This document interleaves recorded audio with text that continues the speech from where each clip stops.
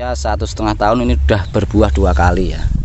Ini Red Vietnam ya, cantik sekali memang. Daunnya merah. Assalamualaikum warahmatullahi wabarakatuh. Selamat siang, salam sejahtera bagi kita semua. Semoga sahabat-sahabat semua selalu dilimpah rezekinya oleh Allah Subhanahu wa taala. Amin amin ya rabbal alamin. Ya. Siang hari ini saya ingin membagikan ya. Jadi jelas bibitnya ya, pasti jelas juga kapan buahnya dan kapan panennya ya, itulah ya.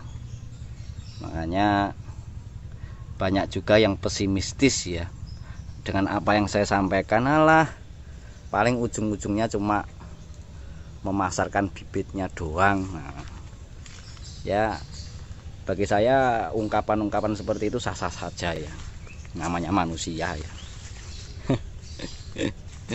Sah-sah saja, tapi bagi saya pedoman kalau dalam kita pemilihan bibit itu penting ya. Sudahlah, apa yang kita sampaikan insya Allah kita sudah uji ya, baik itu di pekarangan, baik itu di pot ya, sudah kita lakukan semua ya. Ini khusus kalau di sini kita tempatkan si Red Vietnam ya. Ini rata-rata tingginya itu 1,5 meter ya. Mantap sekali, stoknya ini ada sekitar 2.500-an batang ya. Ini Red Vietnam semuanya ya. Sudah kita uji, video-video saya sebelumnya sudah saya sampaikan ya. Itu bisa dilihat sahabat ya. Itu ada yang 1,5 tahun berbuah 2 kali ya. Top markotop pokoknya ya.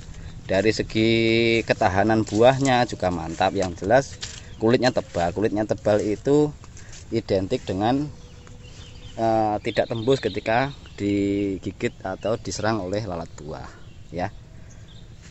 Penting sekali lagi saya sampaikan, bibit yang berkualitas itu pasti berbuahnya jelas, kembalinya modal jelas. Nah itu ya, jadi ginilah logikanya ya. Kalau kita ibaratnya kita bicara yang logika kan yang sederhana saja lah ya. Kalau kita katakan beli kambing ya, kalau dari bibitan yang baik, kalau kita kasih, kita rawat lah ya, ya itu pasti cepat gemuk, cepat gede ya. Nah otomatis kalau cepat gede, cepat gemuk ya, otomatis modal kita juga akan cepat kembali ya. Itu logikanya seperti itu ya. Jangan belum sudah pesimistis. Alah itu paling ujung-ujungnya lah. Mbok ya, oh ya, bahasa-bahasa pesimistis itu dibuang-buang jauh lah. Hari kita sudah berganti tahun, masa pikirannya cuma begitu saja ya, Mbok ya diganti ya. Pola-polanya kita harus terus maju ya. Jangan hanya pola-pola yang masa lalu saja. Alah, pokoknya bibit yang bagaimanapun kalau dirawat bagus, bro, bisa bagus. Ya itu betul itu. Akan tetapi sekali lagi kalau kita investasi ya, kita investasi itu bukan masalah bisa dan tidak bisa, tetapi masalahnya juga berkaitan dengan waktu, estimasi ya. Namanya kita itu mengeluarkan biaya untuk sebuah investasi, masa terus kita harus cari yang biasa-biasa saja ya. Terus kapan kembali modal yang sudah kita tanamkan itu ya. Nah itu makanya kalau kita hanya fokusnya kepada masalah, alah bibit aja pokoknya jenis ini sama saja, nanti juga pasti panen dan ada hasilnya. Nah hal-hal semacam ini marilah kita sadari, kalau kita mau investasi cepat kembali ya otomatis segala sesuatu yang kita investasikan ya jangan setengah-setengah ya. Kalau kita investasi sudah dengan modal banyak ya, kita beli yang bibit-bibit yang ya biasa-biasa saja, harganya biasa-biasa saja ya, kualitasnya biasa-biasa saja. Nah terus kapan kembalinya modal kita ini kawan, gitu loh ya. Nah logika inilah yang selalu saya bagikan bersahabat ya. Logikanya kembali lagi seperti kita membeli kambing, kita membeli sapi ya, yang peranaan kecil-kecil. Kalau itu memang dari bibitan yang jelas, dari indukan yang jelas, kan ya pasti tuh otomatis kan yo sapi atau kambing yang kita rawat itu ya cepet gede, cepet gemuk.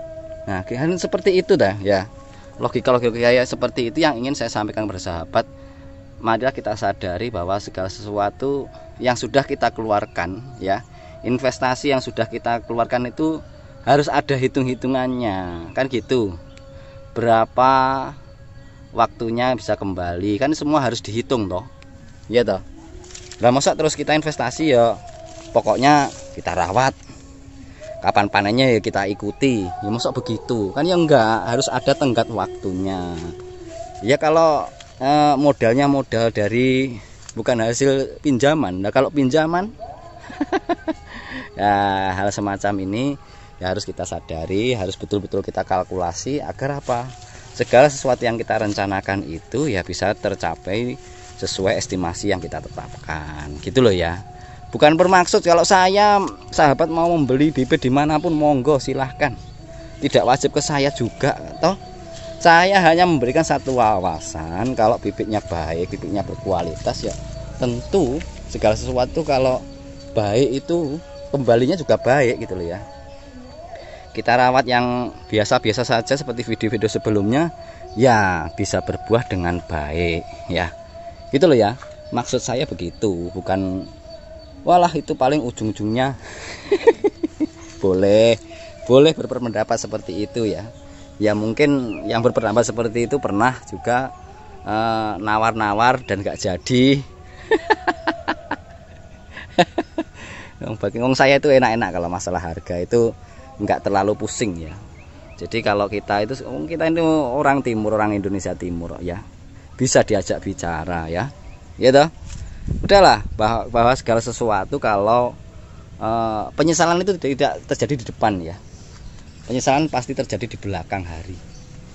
Nah, itu selalu ya, selalu seperti itu ya. Jadi kalau hari ini hanya mengejar ya pokoknya bibit lah dirawat baik nanti hasilnya baik ya monggo silahkan, tapi sekali lagi penyesalan itu selalu di belakang ya. Sudah waktunya memasuki adzan zuhur, stop dulu ya.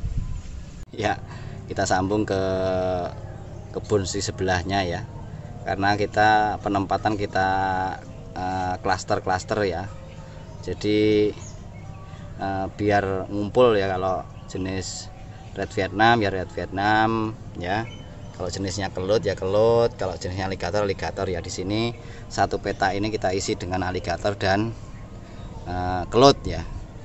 Di sini ada sekitar kurang lebih ya 1000-an batang, bisa dilihat ya. Kembali lagi saya ingin mengulas ya betapa pentingnya bibit yang berkualitas, bibit yang baik ya.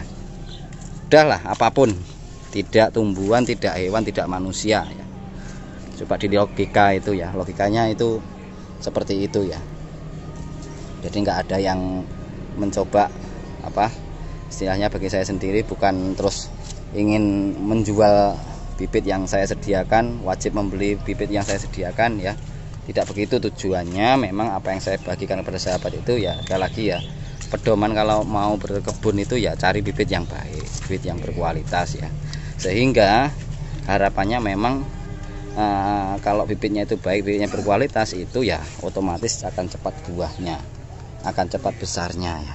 Kalau besarnya batangnya cepat, percabangannya bagus kayak begini ya otomatis ya, kalau kita lahankan itu otomatis ya pasti akan cepat besar dan kembali lagi kepada tujuan akhirnya. Kalau sudah besar otomatis cepat buah. Kalau sudah buah apa tujuan akhirnya tercapai, yakni apa investasi yang sudah kita tanamkan segera kembali ya, dan otomatis ya nggak perlu nunggu-nunggu waktu lagi untuk apa istilahnya permodalan itu terhambat ya, yang seharusnya sudah muter kemana jadi apa.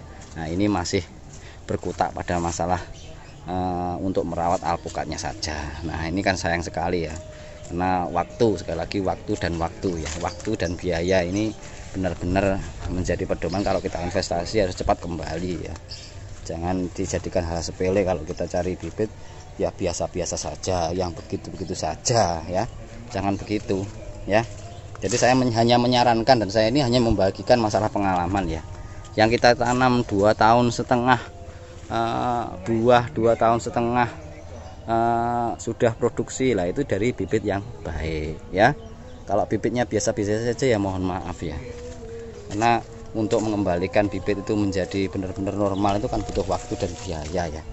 Tidak hanya masalah waktu saja, tapi biayanya juga nggak sedikit ya. Tetapi kalau sudah kita mulai dari bibit yang baik, bibit yang berkualitas ya, kan tinggal menambahkan saja kan ya kan gitulah. Nah itu mungkin itu apa yang bisa saya bagi pada siang hari ini. Jelas bibitnya, jelas pula buahnya, dan jelas pula pasti akan kembali permodalannya ya. Selamat siang, selamat beraktivitas. Semoga sahabat-sahabat semua selalu dilimpah rezekinya oleh Allah Subhanahu wa taala. Assalamualaikum warahmatullahi wabarakatuh.